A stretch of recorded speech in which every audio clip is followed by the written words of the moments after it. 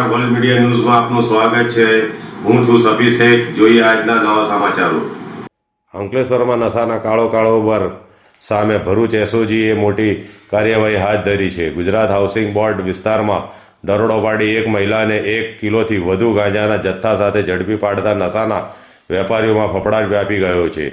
બાતમીના આધારે એસઓજીની ટીમે સુરતી ભાગોળ સ્થિત ગુજરાત હાઉસિંગ બોર્ડના એક મકાનમાં દરોડો પાડ્યો હતો। કાર્યવાહી દરમિયાન લક્ષ્મીબેન બળવંતભાઈ ઠક્કરના કબજામાંથી 1 કિલો 245 ગ્રામ ગાંજો તેમજ પેકિંગ માટે ઉપયોગમાં લેવાતા પ્લાસ્ટિકના પાઉચ મળી આવ્યા હતા।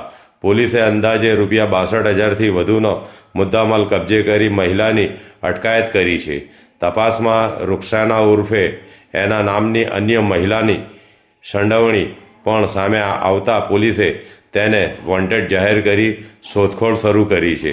ગાંજાનો જથ્થો ક્યાંથી આવતો હતો અને આ નશાના જાળમાં અન્ય કોણ સંડવાયેલા છે તે દિશામાં પોલીસ તપાસનો ધમધમાટ શરૂ કર્યો છે।